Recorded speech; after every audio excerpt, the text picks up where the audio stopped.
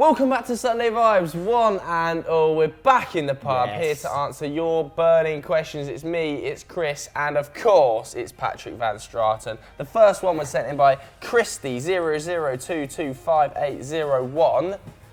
Biggest flop of the transfer window thus far. Actually used the word thus as well. Very harsh, given we're 7 games into the season, to call someone a flop. So, who's been disappointing of the summer signings? Because I'm pretty sure this question is focused at Nicolas Pepe, and it's harsh in my opinion. I think it's been quite a floppy window though. Like, I think there are a lot of guys who moved for big money this summer who've not been tremendous. Like, I think Frankie de Jong so far has been all right, but not great. I think he's been clearly outplayed by Arthur in the Barcelona midfield. Probably not his fault. Dribbles. Well, I don't know. He is operating under Valverde. Sure, but I mean, the thing about a player like Frankie de Jong is you kind of think, well, you can do. If you're a central midfielder, it's not like a striker where you're like, I'm getting no service. Like a central midfielder, he can get on the ball and make things happen. But at the moment, it's Arthur who's doing that. So his defensive actions have gone down, his dribbles have gone down, his deep progressions have gone down, and those are all the things that make him special. Don't get me wrong, he'll be fine, but still. Vidal's looked pretty consistent, pretty good though, and he took a little while to adjust. I feel like our patience in correlation to the transfer fee is just getting further and further apart. Like we expect Frankie de Jong to kind of assimilate like that when Barcelona have been wrestling with their own identity for the last 18 months, 2 years. It must be a hard place to really come in and know exactly what to do at any given moment. So yeah, I agree, Frankie de Jong hasn't looked like the player he did at Ajax. But or De Ligt for that matter. De Ligt started to look a little bit better in games against Spal, against Leverkusen. Yeah, agreed, Spal. You know, one of my favourite acronyms in football. You do look not better exactly the toughest competition, but he's looking more settled. He's looking like he knows his role a little bit more. But Nicolas Pepe, I think you should take the lead on him. I agree with Joe, a little bit harsh because 3 goal contributions in 8 games haven't all been starts, have they? No. He's come off early in games as well, so a limited amount of minutes. It was that game against United where a couple of defensive actions, I think 1 chance created. Was it 0 shots or maybe the reverse with chances created? He definitely had shots, yeah. Because he was one where it rolled to him, he took it first time, and everybody in the world went, don't hit it first time, and he did, and it went rosette. Oh, of course. So it might have been a couple shots, 0 chances created then. Anyway, that's really brought him some extra scrutiny, hasn't it? So. Well, so did the performance of Saka, right? Like, because Saka played so well on the other side, I think it was quite easy to say, like, why isn't Pepe doing this? And I think, actually, my biggest problem with Pepe so far has been the total lack of defensive work rate. Yeah. I mean, like, he does absolutely nothing defensively. And in some games, that's kind of been because we played with a 2 up front with him and Aubameyang. But he's been already switched between that and the right wing a bunch of times, and he looks a lot better on the right wing where he has space. Because so far, if you look at his numbers, they're really good. Like 3.6 shots a game, 2 key passes, 4 completed dribbles with like a 66% success rate. These are all really good numbers, and Arsenal needed a dribbler. And I also think like the midfield setup is such at the moment that I think it's really hard to succeed in that position because you see him pick the ball up on the flank. And a lot of times against United, I saw him pick it up, look inside, and no one was there because we don't have a 10 type for him to interchange with. We've got Xhaka, who's just like bumbling about. We've got Guendouzi, who's normally like running forward. We've got Torreira, who's normally pressing people. But there's nobody there who actually wants to combine with him. And also, because we had Chambers playing right back, you don't have anyone running beyond him. So I do think he'll look better once Bellerin's back. I think that'll really help. Having a guy, he said specifically before he came, Nicolas Pepe, or when he arrived in the summer, I really need to combine with an attacking right back. That's really important to my style of play. So I think that'll probably help a little bit. But it has been like an undeniably disappointing start. On the other hand, all the kind of numbers under the hood look fine. He was good against Liverpool, he was good against Spurs. I thought United was his worst game, and it still wasn't like totally worthless. It wasn't great, but it wasn't like total calamity, like he scored an own goal or like missed an open one or something. Yeah. You know? So if this is the worst version of Nicolas Pepe we see at Arsenal this season, then I'm quite optimistic, and generally I'm optimistic. But his defensive work rate, when the fans are a little bit pissed off because you're not scoring or assisting yet, maybe that's the time to do some defending. Yeah. And when he still isn't doing it, you think like, just get the fans on side by defending. A lot of people picked up on his body language, didn't they? He looked a little bit lazy. He's like so lazy. Like there was a moment in the first half where Tuanzebe kind of spun him, in the left back position when he was pressing, and he just gave up, and he was just like, and he just walked after him. And Tuanzebe was just like, he's fast. He's faster than Tuanzebe. He might not be stronger than him, but at least support Chambers in that effort. And like Pat said, or even just block him off. Yeah. When you're struggling with output going forwards and you can't find the net, the fans just want effort. They're just like maximise your at least effort. don't be a negative. Yeah. Not only that, like you pointed out before, when you've got a 19-year-old, is Saka 19 or is he 18? He's 18. 18. When you've got an 18-year-old on the other flank who looks physically ready to compete in a tie like Arsenal versus Manchester United. I mean, people were bouncing off of him, but he was extremely impressive in that game. And when you have, and that'll buy Unai Emery some time, successfully blooding youth. We spoke about this before, how that can kind of create this positive energy amongst the fans, and that buys you a little bit of time to get other areas correct. And Pepe might benefit from Saka actually contributing in the long run, but Saka looked like the £70 million signing, didn't he? And that is not the end result that Arsenal fans were looking for. Yeah. Especially when you've got a guy coming from France who contributed to 33, I think. Only Kylian Mbappe contributed to more goals in Ligue 1 last season. When you arrive with that reputation, when you arrive as a beast dribbling, someone with an expected goals and assist rate of 0.85, around that region. It's still about 0.6 this season. I think it's like, I don't know. I think that it'll basically be fine. I haven't really seen any signs that make me think, wow, this is going to turn out to be a bad investment. But that said, I do think he's been pretty poor. And so, I don't know. Whereas there are other players where I kind of look at them and I think, not only are they not currently playing well, but they don't even look like they're on the path to getting better. They're not getting the chance. You look at Eden Hazard, for example. He's turned up for his dream move to Real Madrid this summer, not in shape. And while I do think there have been problems in that quite often they give him the ball and they're produce something out of nothing, like Chelsea used to, and he currently isn't in the form to do it. His numbers are so bad across the board. Pepe's completing 4.2 dribbles a game and failing with 2.2. Hazard's completing 1.8. That's really, really bad. And he led the Premier League in dribbles last season. They've all halved, pretty much halved in every category. Shots, key passes, and dribbles have all halved. They're all under 2. Yeah. It's absolutely unconscionable, really. And when you look at the Real Madrid squad, you think you can't be sure you have this spot nailed down, because on the right they're going to kind of play Bale because none of their wingers are really suited to playing on the right. Whereas on the left they've got Vinicius and they've got now Rodrigo coming through, and so Eden Hazard is not entitled to that spot in the team. And Karim Benzema's started the season extremely well and has that relationship with Zidane, so he's always going to be point man. It's not like they're going to kind of play Hazard as a false 9 to accommodate him into the team. That is his only spot, isn't it? And he's got to start getting it right, like you said. But equally, in the same, while we're talking about Real Madrid, we have to mention Jovic. Jovic would be harsh to include here because he doesn't get minutes. But let's not forget, the hype that was being built around that Luka Jovic transfer to Real Madrid. It wasn't a small fee. He can't buy a game, Luka Jovic, at Real Madrid. And I feel a bit sorry for him because I remember the rumblings in the summer of Zidane going, do I even want this guy? We might shift him out straight away on loan. Well, the deal had started before he came in, right, Zidane? No, I don't think so. I think they were tapping him up for quite some time before Zidane. I might have read that. I think Zidane came in elsewhere. Zidane was there. Zidane came in March, didn't he? Yeah, he came in at the back half of last season. And I think Jovic. I feel like when Barcelona piqued their interest before that, yeah. Real Madrid were like, okay, let's jump on this Jovic bandwagon. And in a sense, you kind of feel like Zidane was told we're buying Jovic, but that might not be correct. But yeah. I kind of agree. Just to come back to the Premier League, and another player that I think is escaping criticism because of Nicolas Pepe's sort of status at the moment as the whipping boy of the Premier League. Whenever I go on Twitter, everybody's just battering Pepe.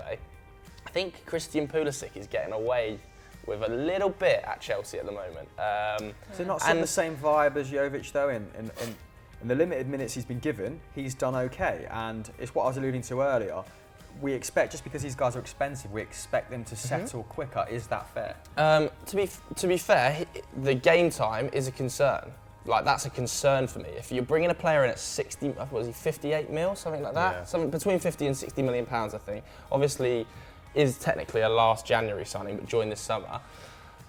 I wouldn't be expecting £60 million signings to come in. 4 of the last 6 games he's been an unused sub. Wasn't even part of the bench in the Champions League midweek, and that might well not be a fault of his own. Like, he may well not fit into a Lampard system. But when I'm looking at that squad and I'm seeing Pedro, I'm seeing Willian get more minutes. I'm now seeing Callum Hudson-Odoi probably going to get most of the minutes. I'm seeing Barkley get minutes. I'm seeing Mason Mount playing in Pulisic's position and get minutes. Out of the cold. I mean, the only...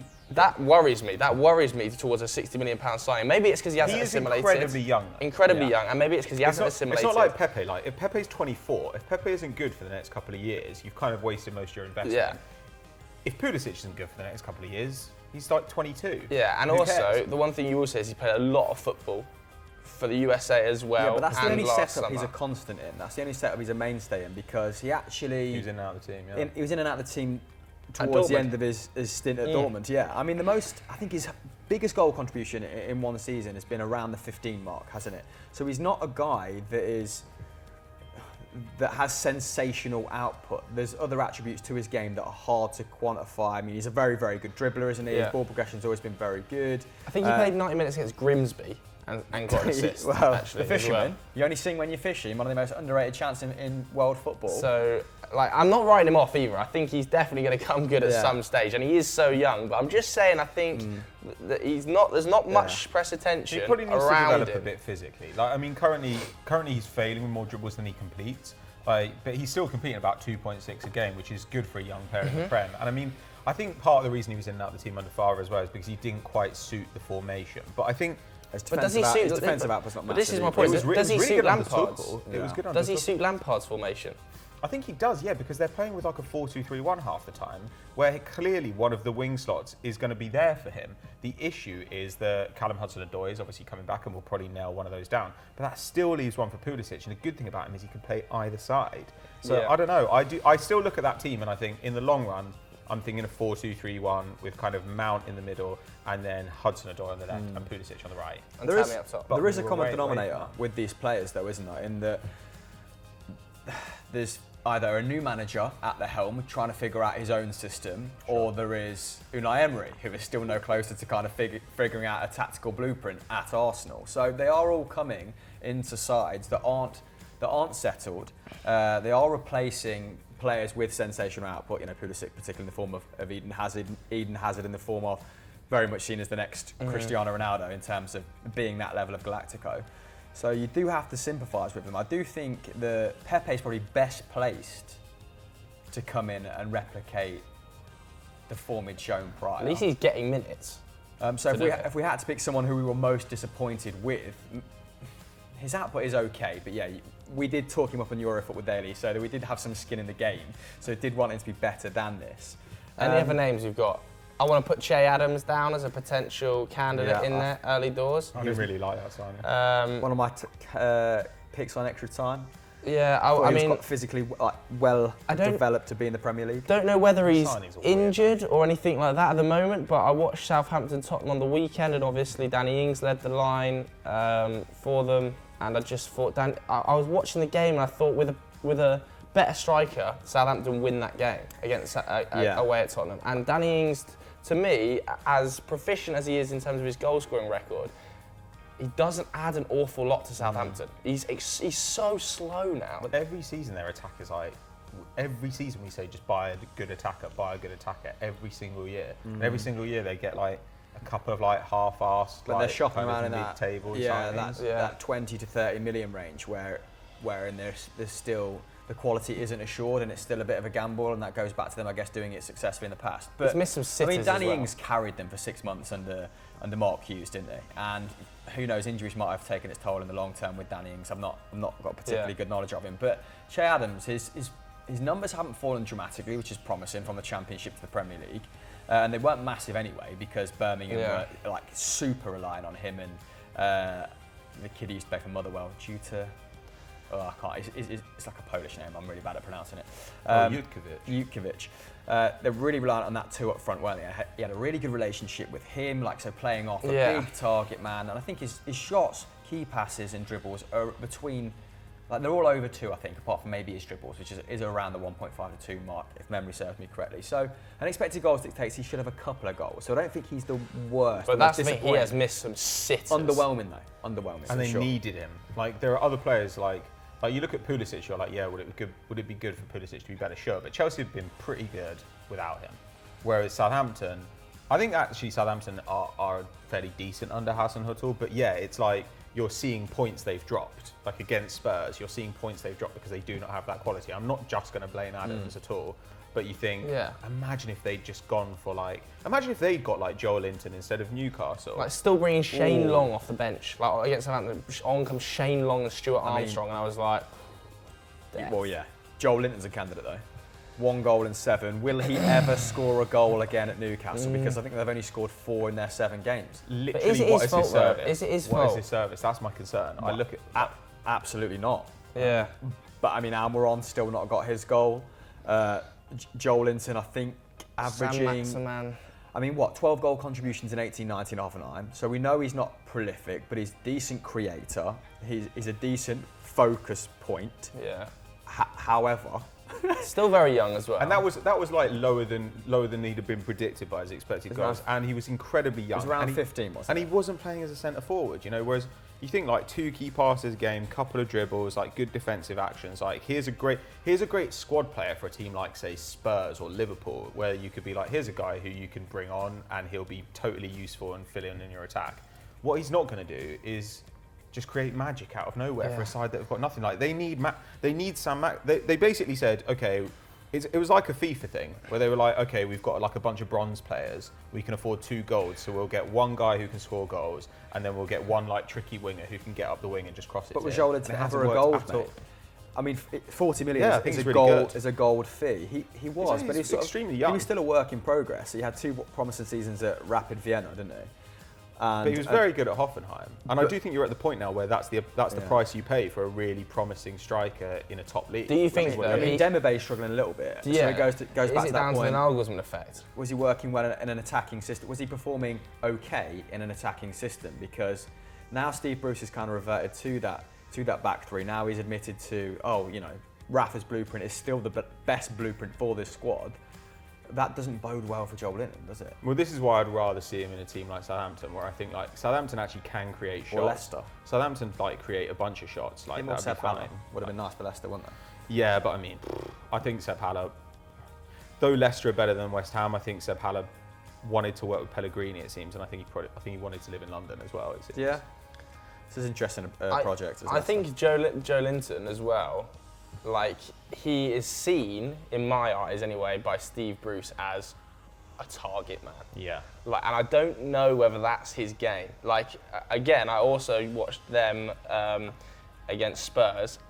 I'm becoming a Spurs bloody season ticket holder. But the ball is just hammered into him from all angles, from left back, right back, centre backs. They are just going straight into Joe Linton. And it's like, hold the ball up, I'm running in behind, and after 70 minutes, he was shagged. He could barely move. And he's having to create his own opportunities as well. I think it was against Arsenal where he stepped by like 2 guys and had a really decent effort with his left foot. Straight into Joe Linton. And and that was the only decent. And that was the only bit of service he got all day, and that was just a ball into him from like 25 yards. Are there any other candidates we can think of across Europe or in the Premier League?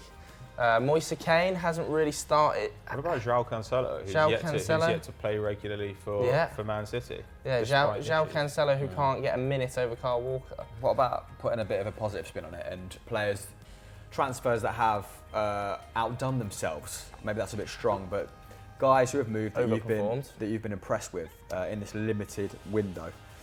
Julian Brandt, I think at Dortmund, we kind of expected him to just continue his good form from Leverkusen, but I think he's doing pretty well. Fernand Mendy's playing pretty well, like already leading that team in like tackles, just generally a good all-round player. Osimhen at Lille, who obviously is like joint top scorer in Ligue 1 at the moment. He's 20 years old. Like that's worked out pretty well. Getting 4 shots off in the box. He's a great player and got a Champions League goal. Idrissa Gueye absolutely crushing it out at PSG. Like I think in my head I wasn't sure whether Idrissa Gueye, given his age, was he 30? 29, I think. 30, yeah. I wasn't sure whether that was a worthwhile signing, given that they'd already picked up Herrera on a free. and had Verratti in But the squad. it's and nice to be Marquinhos wrong as about a that six. sort of thing, as in like, I thought at 29, how is he going to reinvent himself as like someone that fires off 50, 60, 70 passes a game and really add impetus and pace to PSG going forward or in the transition. And against Barcelona, he was just everything. He was like Yaya Toure. He was just Real Madrid, you mean? against Real Madrid. Sorry, he was immense, wasn't it? Just, and it's nice to think that players can add that string to the bow even at 28, 29, 30. I think another one for me, Philippe Coutinho. Great to see him back in a 10. Like, obviously been moved around and had a horrible time at Barcelona, and just general treatment, I think, by the club was not particularly good. And now he's actually playing as a 10 with two dynamic wingers each side of him and a striker who puts everything he creates in the back of the net, and he's suddenly back to old Philippe Coutinho and looks an unbelievable player. I don't know whether they've got an option to buy Bayern Munich. Yeah, they do. If they do, then they're going to... Because they paid a lot for the loan, so I think they paid so much for the loan, it looked almost certain that they were going to end up making it permanent next summer, so I think they will. It's just nice to see him doing well, isn't I it? also think, though, that like getting Pavard in at right back, like I don't think Pavard is like an amazing right back. I think he's a good right back and he's a good centre back. He's going to be a good signing for them. But what he's done is allow them to play Kimmich in midfield, who has been, to me, the key to everything going well. Like with a guy like Coutinho there, you really need somebody who's going to do so much defensively, and it's perfect. The perfect balance with Coutinho, Thiago, and Kimmich. Like Thiago can do a bit of everything, but isn't terribly mobile. Coutinho is obviously a great creator and can do a bunch, but he's not going to do a huge amount of defending. And Kimmich does everything else you could possibly want him to do. Wins the ball relentlessly. He's a great passer. He's a threat in the final third. Like he knows exactly what his role is. He knows where danger's cropping up because he's played right back. He can cover for fullbacks getting forward. I just think he's been one of the players of the season so far, and I think that the only way that they could get away with putting him in there was by buying a right back. So in that sense, I think Pavard's a great signing too. Any other ones to name? Well, I mean, we mentioned it before. Seb Haller has been an unreal addition to West Ham. I mean, he's not generating an awful lot of shots, but when he does get shots off, they are from really, really promising areas. I've got one final candidate, by the way, for disappointing. I could see that. Ismail Assar. Is it, how, At he Watford, played, he is fully the whole of Watford. I understand, but he's in that same situation that all of those decent players that joined Fulham were last season. That like we were like quite excited to see play, and then we were just like, oh no, they joined Fulham, and Fulham were quickly apparent they're a shambles, and the same's happened to Watford. Some of like Watford's Ismail Assar. underlying numbers would suggest they're not in Fulham territory as of yet. Even when Gracia They're got not Fulham sacked, levels, yeah. They were unlucky. But Ismail Assar, like he must be like now realising like, oh no. They paid an awful lot for him. 27 million. 27 million. I think he's probably starting to panic already, being sat bottom of the table. I wonder if he's got a relegation release clause in his contract. If not, he's probably thinking I should have put that in, because I think they are candidates. I was reading about some statistical anomalies as well. There's a good article by Grace Robertson, I think, at StatsBomb, and it's like just some weird ones to kind of throw your way. It's Ryan Fredericks, the most passes in the box for a defender. I was watching Ryan Fredericks thinking, I mean, you are not a defensive right back, but fortunately he's found something he's very good at, and that is creating, a bit like Kolasinac, creating chances in the final third, but fortunately he has the speed to recover, whereas Kolasinac didn't, and that's why they brought Tierney. And Dan Burn, I think you've done a bit of reading about Dan Burn. No, I think the most passes into the final. He's a centre back. He plays for Brighton. He's playing on the left of that back three. Oh, right, okay. And he's been like weirdly really good, particularly with his passing and progressing the ball this season. And we all thought that was kind of going to be Webster they bought him from Bristol City, right? Yeah. And Brighton are in trouble. And it's been Dan Burn. I don't think they are. I think they will come good again. Like they're another team that I would expect to get out of this sort of quagmire, hopefully, post-Christmas. I haven't seen how bad that Duffy injury is, but you're hoping that's not too bad, just a small one. But yeah, 1 win in 16. Yeah, any other kind of pleasant surprises? Obviously, Soyuncu doesn't count as a signing, but kind of just that breakthrough, so he's a very obvious candidate for me. But Dan James, I suppose, as Man United fans, have been a pleasant little surprise. Wasn't expecting anything from him, really, other than a squad player, and he's got 3 goals already, hasn't he? So decent amount of dribbles per game. But yeah. Decent little player. What about you guys at home though? Who would you suggest has been the most disappointing signing of the summer so far? We're not writing them off totally just yet, so flop is a little bit harsh. Let us know in the comments below. Right, if you are new to the channel and are enjoying Sunday Vibes, make sure you hit that subscribe button and turn notifications on. You should also go and download the Extra Time podcast, which is basically an extension to this. What are we talking about this week? It was yesterday. It was La Liga. La Liga. It was Turmoil WTF at the top. is going on in La Liga. Yeah, what the hell is going on in La Liga? So if you want to find out more about that, click the link in the description below. Let's get straight into quick-fire questions then. The first one was sent in by Playoff Tanaka. Should United have waited before fully committing to Oli that summer and pushed for Pochettino instead? Manchester United have found their way in here somehow. Yeah. A more interesting question is, do you think he deserves another full season as Manchester United boss? Sorry to throw this straight back to you, but like we've addressed iterations of this question before with the whole Pochettino thing, and I think we're all of the kind of understanding, I don't want to put words in your mouth, that they should have waited a little bit longer.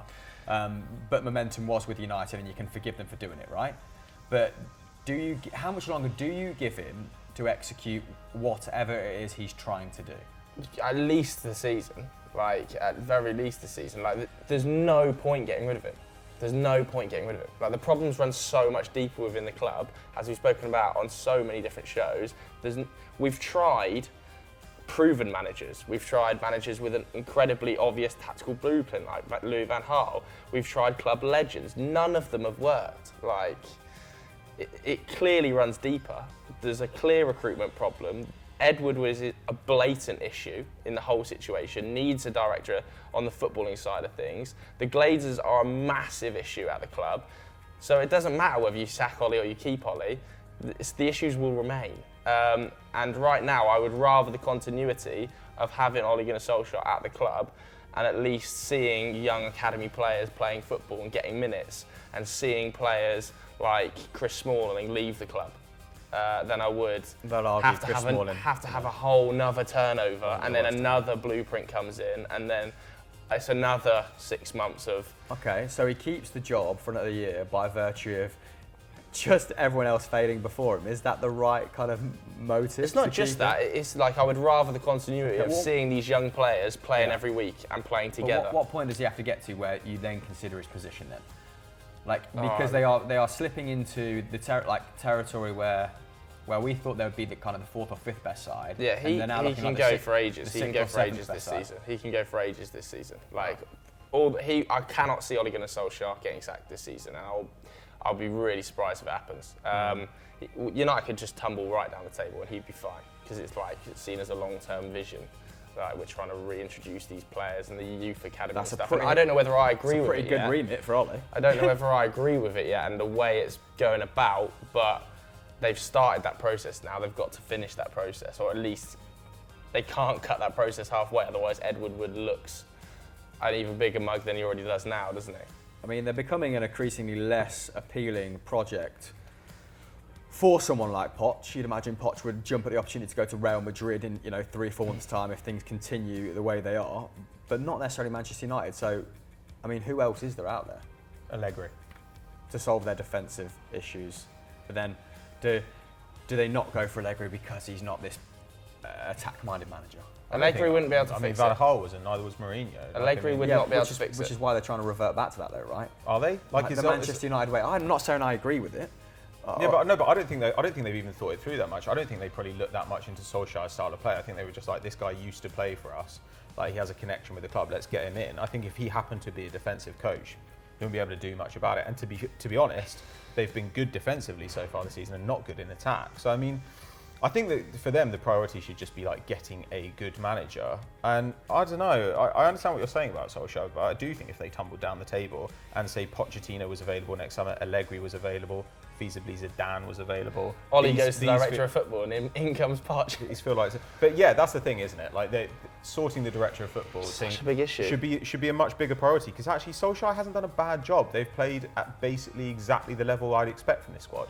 Like, I don't look at this squad and think, wow, Solskjaer's underperforming. In fact, I think he's probably overperformed in a lot of regards. So I have no idea, like, why people really want him sacked, unless there's like an outstanding candidate they want to bring in. And if that's Allegri, fine. If it's Pochettino, fine. If it's someone else, probably not worth it. I just don't think it's worth it for a lack of continuity. The only way you keep that continuity is Ollie becomes that voice in the footballing department, and then you get a better coach in. That's the only way I can see that continuity maintaining and change happening. I think if that was, let's say Poch was to get sacked, and Ed Woodward went, right, what we're going to do is we're going to have Ollie as our director of football. Okay. He's going to become the head of footballing operations. They're going to have a coach in Poch.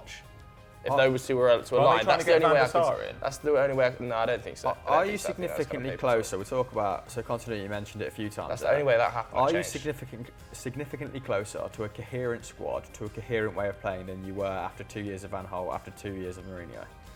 No, but we're having to deal with the 4 years of from them now. Because we've had 3 different managers with 3 different identities that have built 3 different squads that are currently sat there. What I'm trying to get at is, does Ollie deserve the opportunity to continue any more than his predecessors? Yeah, because he's having to deal with their. He's having to. But then Mourinho would have said, "I'm having to deal with LVG.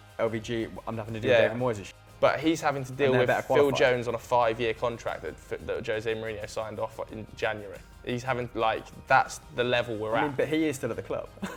Who? Phil Jones. Ollie's not got rid of Phil Jones, has it? Yeah, but it's nearly impossible. Mourinho gave him a 5-year contract at Christmas. I mean, that's a very granular issue, Phil Jones' contract. They could still have spent but that goes across the whole board. Yeah. Like, loads of these players got these. Alexis Sanchez, given a 4-year deal by Jose Mourinho a year ago. Still at the club, impossible to shift it. But then also giving Juan Mata a new deal, you didn't need to do that. Shocking decision making. But that all comes down to that overarching director of football, doesn't it? There's no vision for the club, so you're just building squad on squad on squad on squad.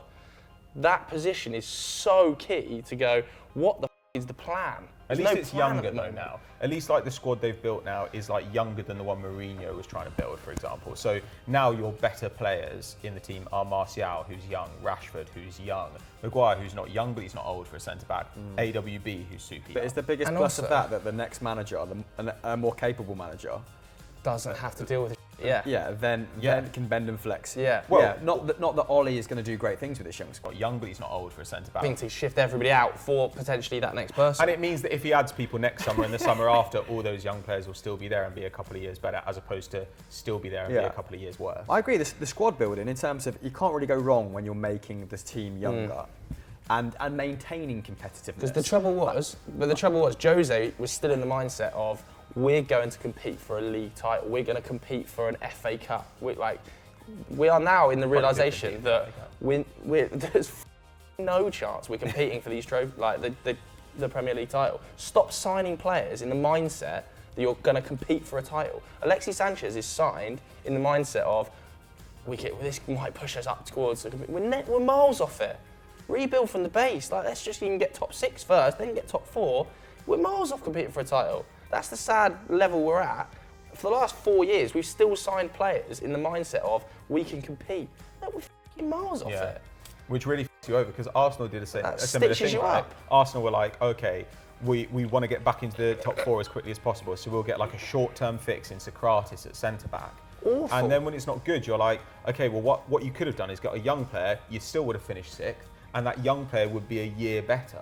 And it would be a much better use of your money. Whereas instead, what's happened is you've lost a year and you've gained no player development. And you've got this old long-term contract. Yeah. And I know the majority of those youth minutes that Jose played was Rashford. But if we're talking about giving minutes to younger players and bringing them through and trying to create more established first-team players that are younger, he was doing elements of that. So I just don't. I think just because Ollie is. But let's get a bit revisionist. We do, but we also get a bit purple, whatever the rose-tinted glass about Jose. Let's not forget he wanted Anthony Martial sold at Christmas for £40 million. Yeah, absolutely. And this is not me defending his era at United. I mean, he signed Nemanja Matic. Horrible. No long-term vision there at all, is there? The vision of signing Matic is we're going to compete. And Fred was barely played. Yeah, he was never in the right frame of. He's never going to be in the frame of mind of I'm going to potentially make this squad younger for the next manager. And I'm sure Ollie's not thinking that either. But if we're saying that's the best thing Ollie's going to do for this club, but at least he's thinking of the long term. Then there's no long-term thinking from any of our other managers. It's a season to season. I've got to try and compete. Yeah, whether he's thinking about himself in 3 years or whether it's another manager in 3 years, in a way, doesn't matter when it comes to like building a squad. If you get versatile young players, or if they have a clear blueprint for how they want to play. But the concern is, they just don't have any sort of top-down organisation. It's all just like whoever comes in, you're like, I want that guy. And fortunately, in Solskjaer's case, it seems that the players he wants are people like AWB and potentially Erling Braut Haaland, who any manager is going to be delighted with. Yeah. If this is your DAS reboot moment, then okay.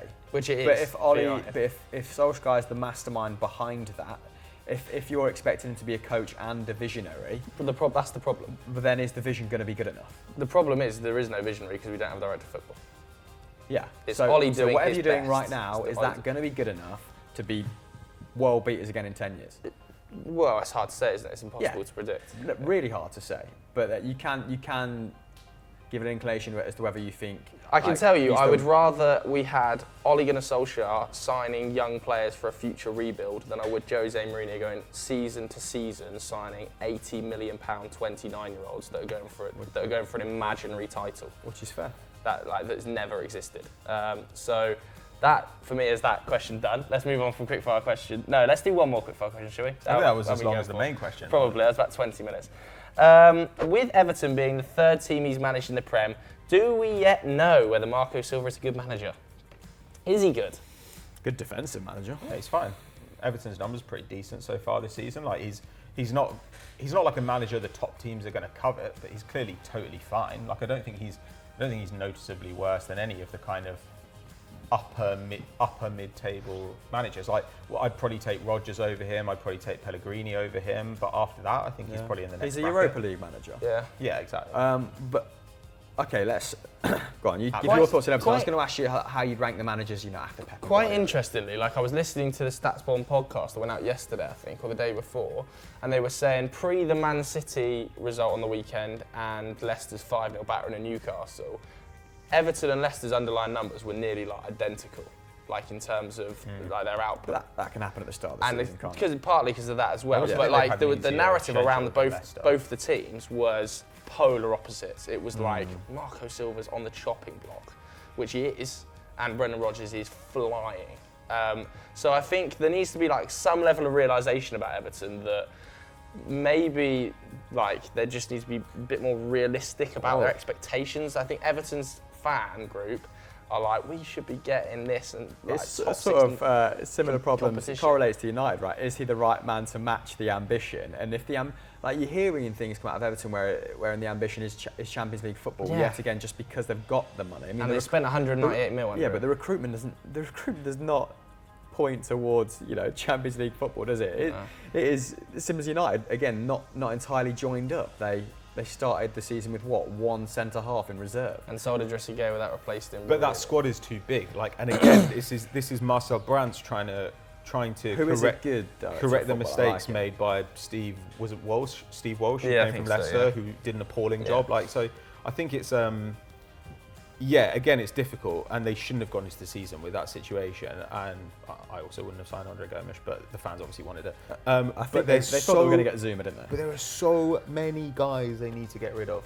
They have Bloated so squad. little space in squad because they've got guys like Bernard and Walcott who are both bad, and then they've got Gylfi who's decent but old, and Tom Davis doesn't even play anymore, who actually looked really, really exciting a couple of years ago. And but then on the other hand, they've got Richarlison, they've got Moise Kean, and then they've got Iwobi, and that's actually that's horrible though. Whereas those three players are the core of a really exciting attack, and then you've got Calvert-Lewin, who does a bit of stuff, I guess. So there are positives there, and you can see the core of a good attack. But I think they're like a cheap Juventus in that they're we've got 1 billion players. We can't actually do what we need to do until we can get them all off the books, and nobody wants them because they're old and rubbish. Can you put some respect on Dominic Calvert-Lewin's name, because his expected goals and assists is twice that of Eden Hazard at the moment? He's just a bloke. I like Calvert-Lewin. He's good at heading it. I like Calvert-Lewin, but in the long run, I think Richarlison and Kean are going to be the forwards, right? Yeah, you'd hope so anyway. But I think Marco Silva will struggle to make it to Christmas. That's my thoughts just from an outside But if they continue to get perspective. unlucky, if they suddenly if their results suddenly start matching up to their numbers, they'll probably be fine. I mean, partially it's we're underrating Everton and we're overrating Leicester a little bit. like people are talking like Leicester are like truly amazing, and Leicester look currently very good. Like well, a Matthew contender. Henry says chance of Leicester making top 4. So may as well just bounce that question while you're talking about it. We're pretty decent, but like they're not like odds on, is what I'm saying. Like people are talking about them as if like, well, Leicester are basically favourites for top 4 now. Of course they're not. They're like definitely in the conversation. And actually, at the start of the season for FDPL, and there'll be a new Premier League explained out by this man on the channel, so go and check that out afterwards. At the start of the season, after 6 games, so not too long ago, I tried to work up a script that suggested that Leicester would usurp Chelsea. And actually, when you look at their underlying numbers, they're conceding more shots and taking less shots. And that is also shots inside the box. I think the quality of chance they're giving away is higher than Chelsea at this point. That's obviously subject to change over this match weekend, which is the issue with talking about things like this so early in the season. But Leicester haven't taken a massive step forward this season. It's continuity. They became a much more attractive side, a much more proficient side in attack under Brendan Rodgers. I think goals went from 1 to 1.6, and that's kind of sustained at the start of this season. But I've said it a million times, if Jamie Vardy gets injured, Iosi Perez is such a downgrade at 9 or false 9 or whatever they'd play. And they only had 2 players last season who had an expected goals and assist value of over 0.25. I mean, Harvey Barnes is going to be one of those guys this season. Perez is going to be another one of those guys this season. So they're going to have 4-ish. But Chelsea had about 6, and that was with a misfire in Higuain, that was with a misfire in Morata. And they've kind of already replaced the output of those guys, haven't they? In Abraham, in Mount. Like, I think 4th or 5th is like still. I don't really see who's claiming it out of United. It's chaos in there, isn't it? Chelsea. It is total chaos. Arsenal. I do think Tottenham are still going to be 3rd. I think you back just Poch to find a way to figure it out. But I don't think 4th, 5th, and 6th is nowhere near as clear as I thought it was at the start of the season. And unless I think Leicester could go as high as 5th. I think the January transfer window is going to be massive for this season. Like, whoever has the best January transfer window, I think will finish 4th. Yeah, and I don't think Arsenal Really will do anything. I don't think Chelsea will be able to do anything. Like, I think if Tottenham go out and they get another centre back, they get a right back in, they get like. You're looking at Tottenham then suddenly just taking like a massive leap into 3rd potentially just by 2 big signings. United just want a forward. United getting a striker and another central midfielder in at a very good level. You're thinking that suddenly propels them potentially into a 4th place. Tottenham have key players who are underperforming, don't they? Like Harry Kane's numbers have come down, and that's because Christian Eriksen's not there to support him. Dele Alli doesn't look like the same player. Like these players, there is the potential to come down, and that's because Christian Eriksen is significantly better. Whereas with United, it's like, okay, Pogba's not producing the numbers, but your defence is good. Like Rashford's looked pretty much at that level, like that he might get over 13, 14 goals again. Martial's been injured. Crying out for Martial to come back. Yeah. But aside from what I'm basically trying to say is Tottenham have the potential to improve more so than Chelsea. Need to have a good January. Right, let's go on to the personal question, and this was sent in by Meef98. No, it wasn't. It was sent in by NMFCB. Sorry, Meef. He says, your favourite cartoon show that you grew up on? ? Oh, right. We're just going into personal questions. Yeah. Oh, fair. Go on, Pat. No, I don't know. You go. I feel like we've done this I one sort of before. hate The Simpsons now. I liked it when I was a kid, and I despise it now. Why? How can you have such a impassioned feeling about The Simpsons to despise it? Because you've seen it so much, and now I'm just like, God, this show. Like, I used to think it was so funny, and there are episodes that were great, but like, but also as you get older, you realise like how bad elements of it are. Like particularly Apu is just like appalling. Shouldn't exist. Just by being ever present in your life, you've just come to hate it. Familiarity breeds contempt. Like if you see something again and again, you're just like. It's everywhere on Twitter now as well. Like it's just like people have suddenly discovered The Simpsons, and it's like. That's why the Star Wars magic dried up. It's everywhere, man. First 2 years were absolute fire. Probably. What about cartoons? Ed, and Eddie. Yes, I was going to say the same thing at Ed and Eddie. Ed and Eddie's unbeaten, mate. The Angry Beavers. Dexter's Lab was good, man. Why did Ed and Eddie used to carry around that plank of wood? No, that was one of the other guys, wasn't it? Who had, it was called Plank. What was that all about? That's very odd. Futurama, I used to really like Futurama. Yeah, I always thought that was a bit of a Simpsons. Family Guy? No. American Dad? What about adult cartoons now, like Rick and Morty? Are we fans of that? Well, Rick and Morty's genuinely great. Paradise, is it Paradise PD? I've not seen that yet. But. Never watched BoJack Horseman either. No, I've heard that's great. Apparently meant to be very good. Other cartoons. It's like Archer and stuff, I guess. Like those. That's an adult. What was that? Was it cat dog or cow and chicken? The Cramp Twins. chicken. Mama had a chicken. Ren and Mama had a Stimpy. cow. The Cramp Twins. Wayne is definitely I in never prison now, watched isn't he? He's doing SpongeBob. time. Didn't watch He is SpongeBob, mental. didn't watch, but Clifford the Big Red Dog. Rugrats. Used to Hey do Arnold. I mean, that's very formative, They mate. were both shit. Clifford the Big Red Dog, isn't it? Yeah, but it's doing bits, wasn't it?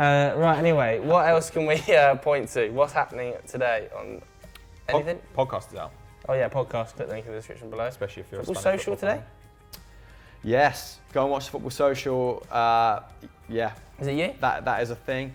Could be sorting out the lineup this week, so Okay. really well handled this. Yeah, so that's pretty much it. If you want to get your question answered next week, make sure you bang it in the comments below or send it to us on Twitter.